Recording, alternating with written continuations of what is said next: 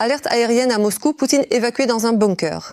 Incroyable, les forces armées ukrainiennes ont attaqué l'usine chimique la plus importante du complexe militaro-industriel russe à 1300 km de la frontière. La défense antiaérienne russe est passée du côté des forces ukrainiennes et a abattu son propre hélicoptère au-dessus de la région de Rostov. Les Tchétchènes se révoltent, ils sont humiliés dans l'armée russe et forcés de manger du porc.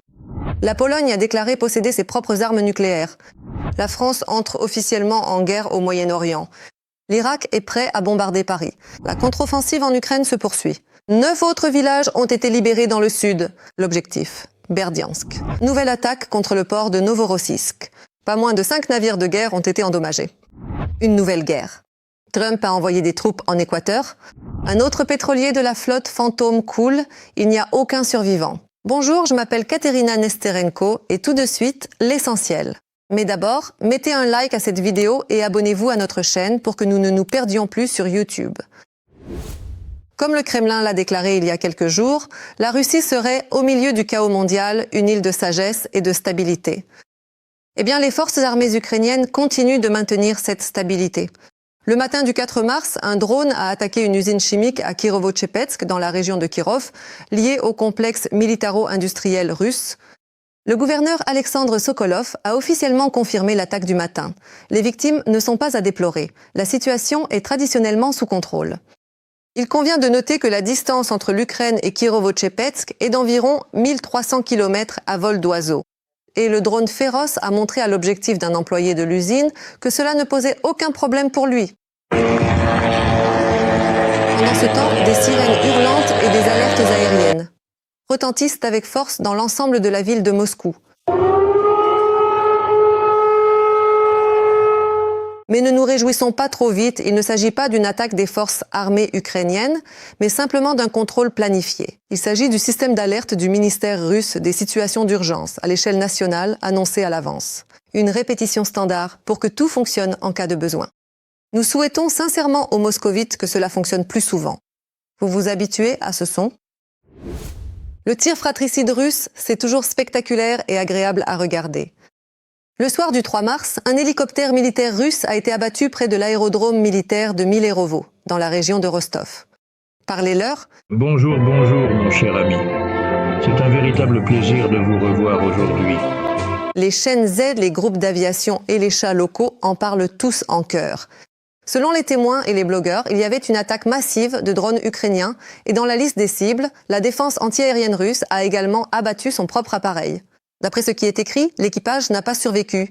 Ce soir-là, la région a effectivement été frappée par des drones. Des explosions ont retenti dans les districts de Milerovo et Tarasovski. Le gouverneur Slioussar l'a confirmé, mais bien sûr, pas un mot sur l'hélicoptère. Il n'y a pas encore de confirmation officielle du côté russe. Si jamais il y en a une un jour, au 4 mars 2026, l'état-major des forces armées ukrainiennes compte déjà 348 hélicoptères russes perdus depuis le début de l'invasion à grande échelle. Et à en juger partout, le compteur a cliqué sur un de plus. Les Russes, ne vous arrêtez pas, continuez sur cette lancée. Ici, comme on dit, nous croyons en vous. Dans la nuit du 3 mars, un pétrolier à gaz russe, l'Arctic Metogas, a pris feu en Méditerranée. Selon des sources maritimes, le pétrolier a subi des dommages critiques et pourrait avoir été effectivement détruit. Le navire est sous sanctions américaines et britanniques. Selon Reuters, la dernière fois que le pétrolier a transmis un signal de localisation, il se trouvait au large des côtes maltaises. Plus tard, selon les informations, l'équipage a été évacué. Les marins ont été retrouvés dans un canot de sauvetage près de la Libye. Une source de l'agence a évoqué la possibilité d'une attaque par des drones maritimes. Le ministère russe des Transports a déjà déclaré que le méthanier avait été attaqué par des drones maritimes ukrainiens sans équipage. Pendant ce temps, une photo d'un char russe avec un trou impressionnant circule déjà sur Internet. Dans ce contexte, la version d'une attaque par des drones de surface ne fait que se renforcer. Mais il n'y a pour l'instant aucune confirmation officielle. Parallèlement, des sources russes rapportent les conséquences d'une attaque ukrainienne massive contre le port de Novorossiysk, dans le kraï de Krasnodar, dans la nuit du 2 mars. Selon les chaînes de surveillance, 5 navires de guerre ont été endommagés, parmi lesquels le Eiska, le Kassimov et possiblement le dragueur de mines Valentin Pikul. Le SBU a confirmé que des navires russes avaient été touchés dans la nuit du 2 mars. Eh bien, il semble que la flotte fantôme russe, ainsi que la flotte de la mer Noire, aient reçu une nouvelle gifle éclatante de la part des Ukrainiens. En lisant les commentaires sous les précédentes émissions, je vois que beaucoup d'entre vous nous regardent depuis l'Europe, le Kazakhstan, la Moldavie et même les États-Unis.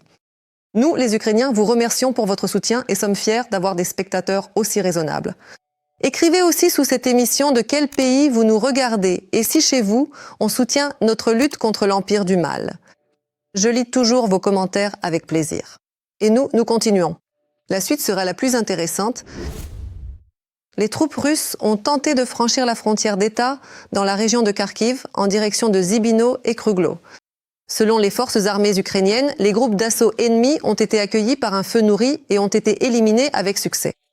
La tentative d'offensive des occupants a échoué. Dans la direction de Kupiansk, la tentative ennemie de percer notre défense en direction de Petropavlovka a également échoué. Kupiansk reste sous le contrôle des forces de défense ukrainiennes, malgré les nombreuses déclarations des généraux russes sur la prise de cette ville. Des occupants ont été aperçus dans le bâtiment d'un ancien hôpital en activité. Voici à quoi il ressemble maintenant. Toutes les attaques des Russes ont également été repoussées dans la direction de Sou et de Liman.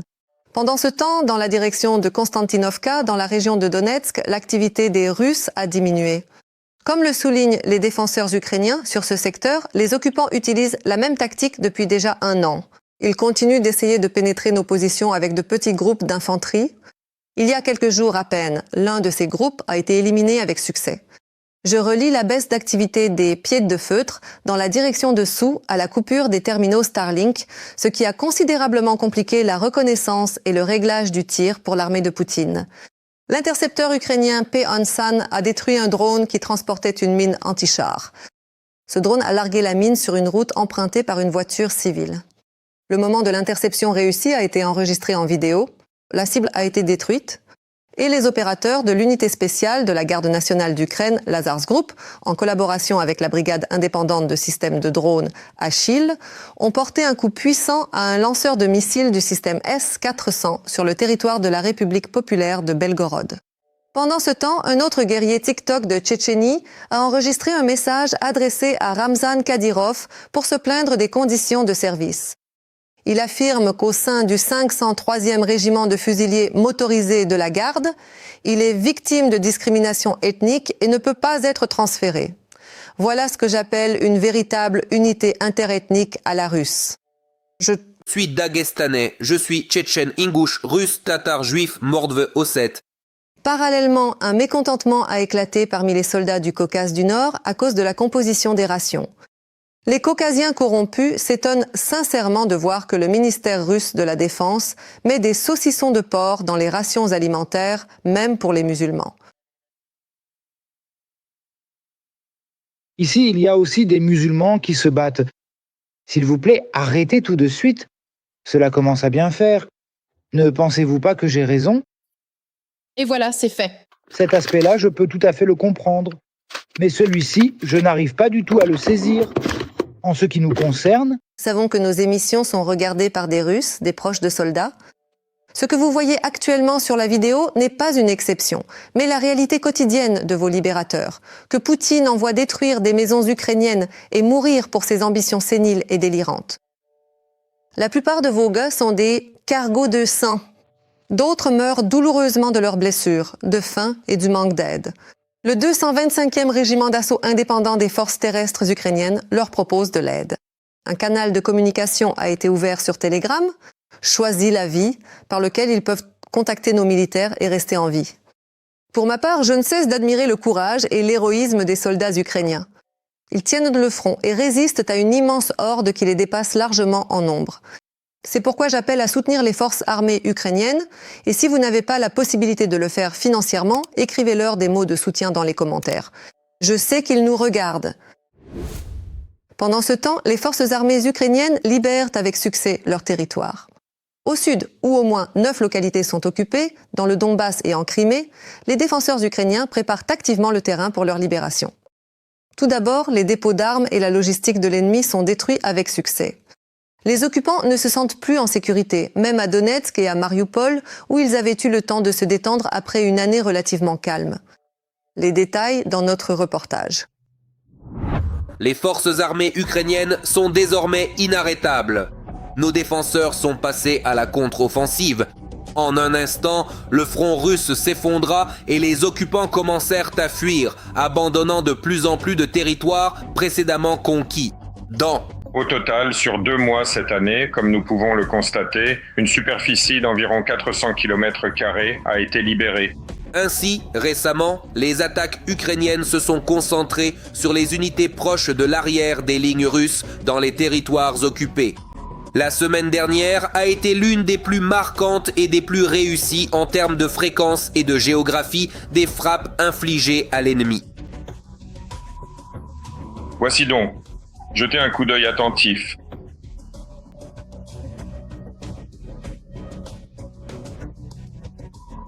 Par exemple, notre aviation et les lance-roquettes multiples HIMARS frappent les positions ennemies, l'infanterie et le matériel des occupants dans la direction d'Alexandrovsk.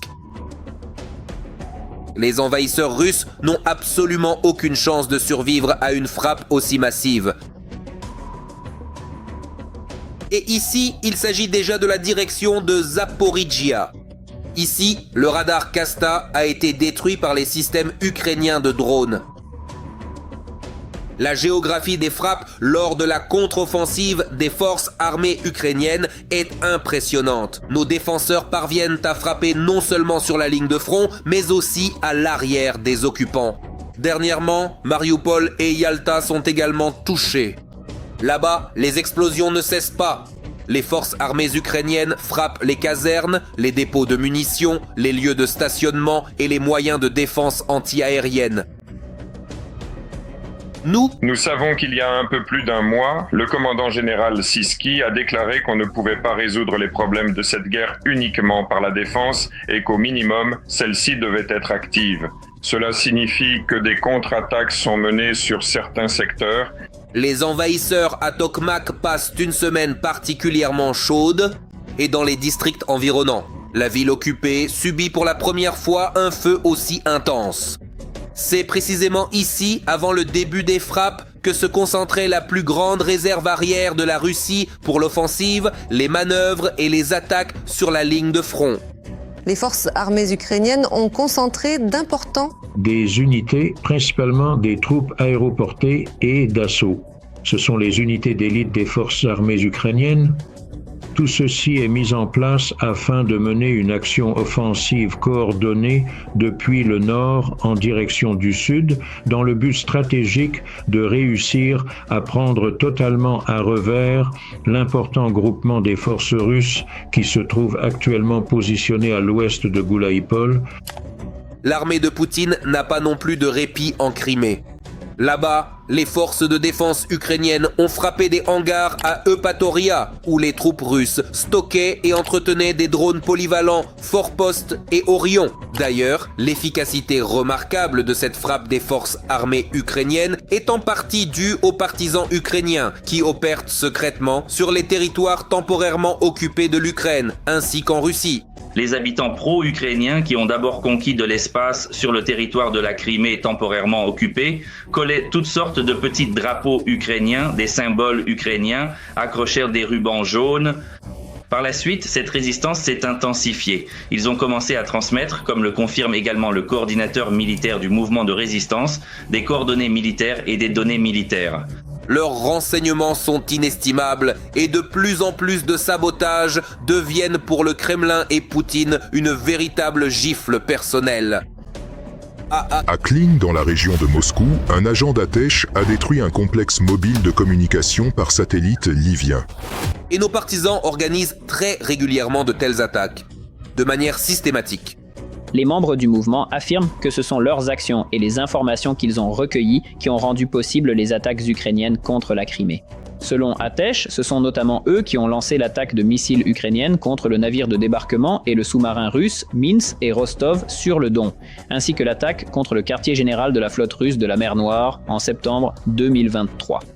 À présent, des partisans ukrainiens de la résistance ont paralysé la principale voie ferrée de Louhansk, ce qui constitue un coup dur pour l'approvisionnement du groupe Pokrovsk des forces armées russes. À présent, les partisans aident activement nos défenseurs dans la contre-offensive du printemps. Unis et ont mené des actions actives au sein du mouvement partisan. C'est précisément dans le domaine militaire qu'ils mènent des sabotages sur des sites militaires, ainsi que des actes dits terroristes, éliminant des responsables de l'occupation aussi bien dans les territoires nouvellement occupés que sur le territoire de la Crimée temporairement occupée.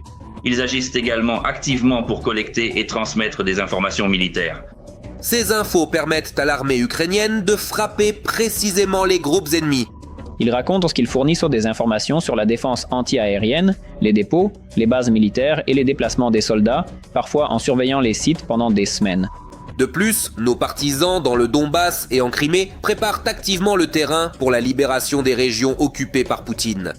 Grâce à leur travail, les occupants ne se sentent jamais en sécurité, ni à Donetsk, ni à Mariupol, ni sur le territoire de la péninsule de Crimée.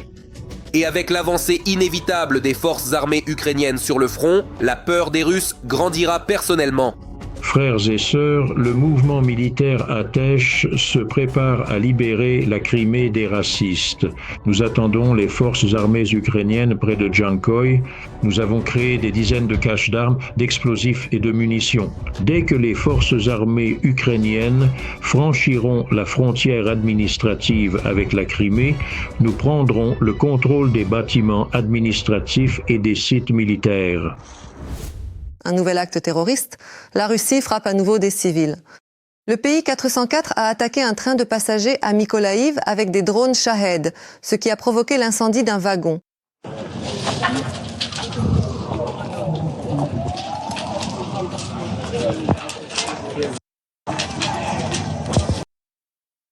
On sait qu'il y a eu une personne blessée.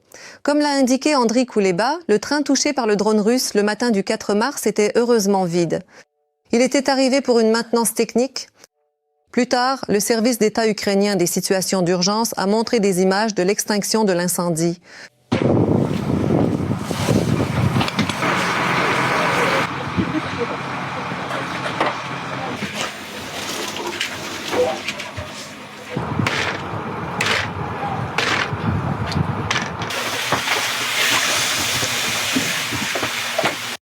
Et ce n'est de loin pas la première attaque. Je rappelle que tout récemment, la Russie a attaqué un train en mouvement dans la région de Dnipropetrovsk. Il y a déjà eu cette année des attaques contre des trains civils dans la région de Kharkiv. Je le dis clairement et sans équivoque. La Russie est un pays terroriste. Mettez un like si vous êtes d'accord avec moi. La Pologne déclare ouvertement qu'elle veut posséder ses propres armes nucléaires. Le Premier ministre Donald Tusk a déclaré que Varsovie prenait très au sérieux la sécurité nucléaire. Et je cite, « À l'avenir, elle cherchera à atteindre une autonomie maximale dans ce domaine. » Comme l'écrit Bloomberg, selon Tusk, la Pologne ne restera pas passive et entend développer à la fois l'énergie nucléaire et les domaines liés au renforcement de la sécurité stratégique. Plus tôt, le 2 mars, le Premier ministre polonais a annoncé des négociations avec la France concernant l'élargissement du parapluie nucléaire. Auparavant, Emmanuel Macron avait proposé de déployer temporairement des chasseurs équipés d'armes nucléaires sur le territoire des Alliés. De plus, Paris a annoncé l'élargissement de son arsenal nucléaire tout en refusant d'en révéler les paramètres exacts. Donald Tusk a également confirmé des contacts avec la Suède et le Danemark à ce sujet. Un nouveau cycle de discussion est attendu le 10 mars lors du sommet sur l'énergie atomique à Paris. Le pacificateur Donald Trump a envoyé ses troupes dans un autre pays. Le 3 mars, les États-Unis et l'Équateur ont lancé une opération conjointe contre les narcoterroristes.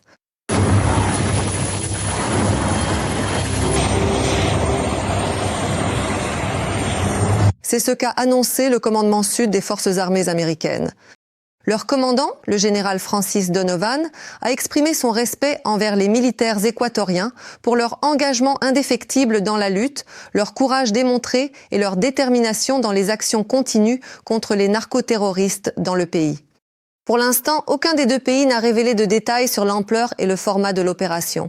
Il convient d'ajouter que le président Chadwana Trump a signé un décret prévoyant une utilisation plus large et plus active des forces armées dans la lutte sur le terrain contre les cartels de la drogue d'origine latino-américaine. Apparemment, ce n'est que le début. Il semble que la France entre en guerre ouverte au Moyen-Orient. Le président Emmanuel Macron a annoncé le redéploiement du porte-avions nucléaire en Méditerranée pour soutenir les alliés. Je cite: « Face à cette situation instable et à l'incertitude des prochains jours, j'ai donné l'ordre au porte-avions Charles de Gaulle, à ses aéronefs et à ses frégates d'escorte de se diriger vers la Méditerranée. » Selon le journal français Le Figaro, en plus de cela, des chasseurs ont été activés au Moyen-Orient pour assurer la protection des bases françaises et des systèmes de défense aérienne. Je rappelle que Téhéran a à plusieurs reprises averti l'Europe des conséquences graves si elle rejoignait la guerre contre l'Iran. Les autorités iraniennes ont déclaré que toute action des pays européens dans cette région serait considérée comme un acte de guerre, ce qui entraînerait par la suite des attaques contre les États européens. Une situation similaire au Moyen-Orient ne fait que prendre de l'ampleur et pourrait entraîner des conséquences beaucoup plus vastes, dépassant largement les frontières de cette région. Pour en savoir plus sur les derniers événements de cette guerre qui est en train de se transformer en Troisième Guerre mondiale, regardez notre reportage. Je m'adresse à nouveau à la garde révolutionnaire, aux militaires iraniens et à la police. Déposez les armes et vous bénéficierez d'une amnistie totale, sinon c'est une mort certaine qui vous attend. Les États-Unis d'Amérique se préparent à une nouvelle phase d'attaque contre l'Iran. Ils ont commencé à construire de nouveaux sites, de nouveaux emplacements, des bunkers souterrains qui, en quelques mois, rendraient leur programme de missiles balistiques et leur programme de fabrication de la bombe atomique invulnérable. Dans un avenir proche, le régime iranien aurait pu disposer de missiles capables d'atteindre notre belle Amérique. Et il aurait alors été très difficile d'arrêter ce régime iranien, de l'empêcher de se doter de l'arme nucléaire.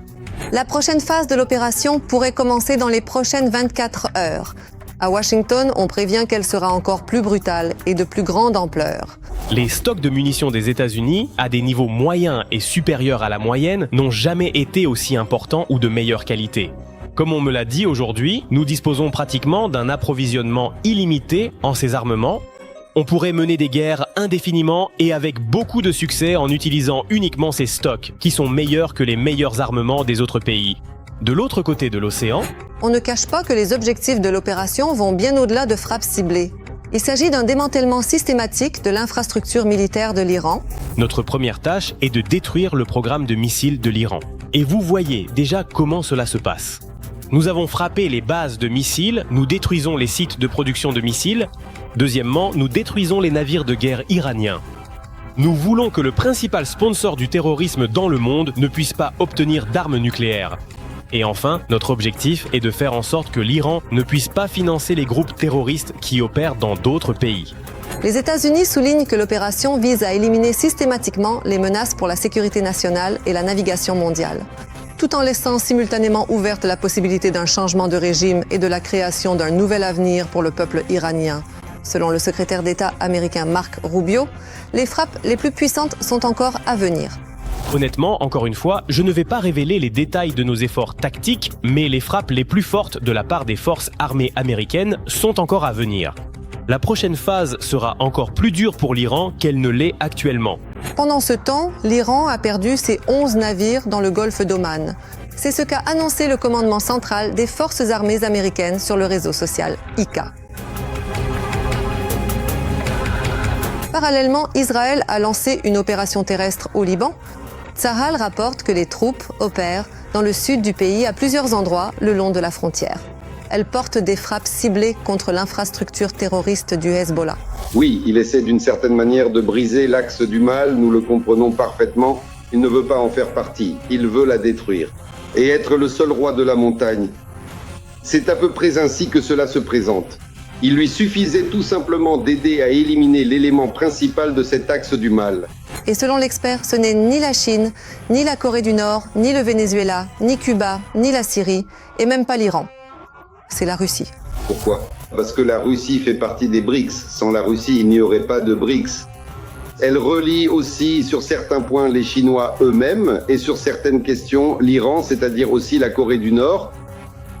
Sans l'approvisionnement en carburant de la Russie, la situation de la Chine serait actuellement bien plus déplorable, tant sur le plan économique qu'énergétique. C'est pourquoi il fallait frapper la Russie. La guerre iranienne prend de nouveaux contours, bien plus dangereux. Les objectifs s'élargissent, la rhétorique se durcit. La liste des tâches que se fixe Washington est sans précédent, mais seul le temps dira s'il sera possible de détruire définitivement l'axe du mal enraciné. En Russie, les querelles de crapauds et de vipères font rage. Ils n'arrivent pas à se partager les profits de l'ASO. Ce sont les mêmes participants à la guerre en Ukraine. Et leurs ex-femmes. Les détails de ces batailles judiciaires dans notre reportage. Le soutien mondial indéfectible à la famille en tant que fondement essentiel de la société russe actuelle. Pendant que Poutine parle de l'unité des nations et des familles russes exemplaires, les valeurs d'amour, de soutien mutuel et de confiance se transmettent dans la famille de génération en génération. Tout comme la culture, les traditions, l'histoire, les principes moraux. Ces familles exemplaires partent tuer des Ukrainiens pour de l'argent. Il y a des gens qui travaillent, des gens normaux. Il y a des gens qui, pour diverses raisons, se retrouvent au fond du gouffre. Quelqu'un cherche à soutirer de l'argent. Et d'une manière générale, c'est aussi un gros problème. On ne se bat que pour de l'argent ou quelque chose comme ça. Puis ils se partagent les millions gagnés grâce au sang. La quantité totale disponible.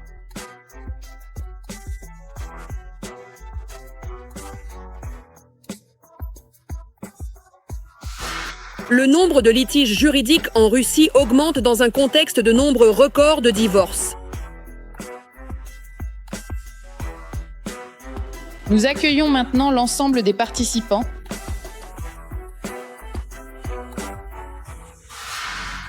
Les SVO de Poutine se rendent en masse devant les tribunaux.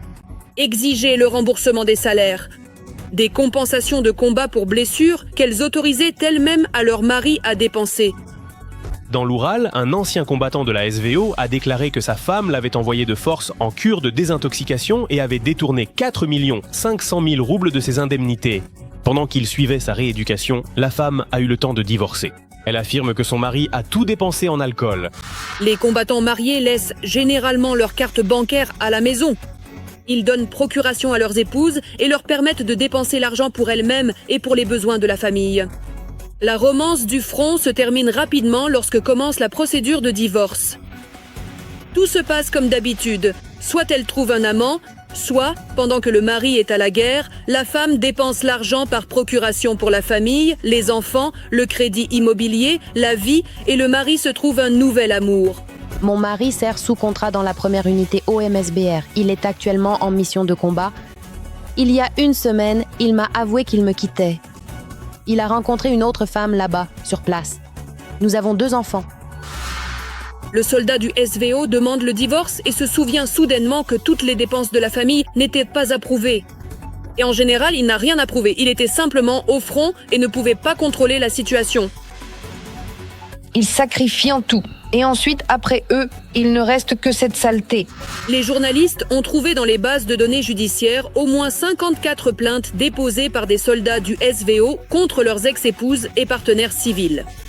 Le montant total des réclamations s'élève à environ 100 millions de roubles. Les paiements ont été annulés alors qu'ils devaient durer jusqu'à la levée du régime CTO. Autant que je sache, le CTO n'a jamais été levé. D'ailleurs, quand les paiements étaient versés, moi aussi je travaillais. Des demandes sont déposées pour enrichissement sans cause ou pour le partage de biens acquis conjointement. Il s'est envolé pour les Maldives. Nous sommes allés avec l'enfant. Souvent, les hommes assurent au tribunal qu'ils ont transféré l'argent à titre de prêt ou qu'ils étaient sous pression psychologique. Sous le feu ennemi, elle a tout dilapidé à mes dépens, a pris la mer et détourné mes économies. Maintenant, je suis borgne, traumatisé, malade et sans un sou. On surnomme également ces femmes sous le nom de veuve noire ou de Malvinka. Nous nous écoutons et nous nous respectons. C'est probablement le plus important. Le plus important dans l'éducation des enfants, à mon avis, c'est l'amour. Et puis, l'État poutinien est tellement plein de failles que, pendant qu'à la télévision on parle d'amour, de famille et de fidélité, il est possible de déposer des requêtes au tribunal à distance. On peut être au front et, en même temps, divorcer via les services publics en ligne. La procuration sera signée par le commandant de l'unité ou le chef de l'hôpital militaire. J'ai perdu tous mes biens, la voiture qui était enregistrée au nom de ma belle-mère, la datcha, le terrain et mon enfant. Au motif qu'à l'heure actuelle, je ne travaille pas officiellement. Les juges ne prennent pas toujours le parti des occupants. Si l'argent a été dépensé pour les enfants et la famille, il est difficile de le récupérer. Mais les compensations pour blessures, dépensées pour des voitures ou des vacances, sont le plus souvent exigées en remboursement. Je me suis retrouvée seule, mère de famille nombreuse. J'ai 10 enfants. Le nombre de divorces en Russie augmentait à un rythme record et en 2025, les statistiques démographiques ont même été totalement classifiées. Eh bien, ce genre de questions ne devrait même pas être posées. Donc, je devrais supporter les coups, par exemple, ou je devrais tolérer un manque de respect. C'est ça, Alina. aider. La vérité est cachée, tandis que sur les affiches, à travers toute la Russie, on voit héros et unité. Dans les tribunaux, on se dispute à propos de la propriété des millions sanglants de la guerre. Pendant que Poutine envoie des centaines de milliers d'hommes se faire tuer en Ukraine, une nouvelle tendance prend de l'ampleur à l'intérieur de la pseudo-empire. De plus en plus de femmes russes épousent des migrants venus d'Inde.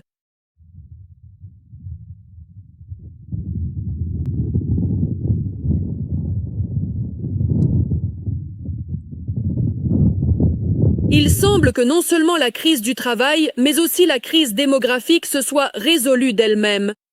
Tandis que les garçons russes meurent pour de nouveaux palais et yachts de l'élite du Kremlin, leurs femmes, quant à elles, épousent massivement des Indiens. Comme on dit, la nature a horreur du vide. Voilà ce que sont les valeurs traditionnelles russes.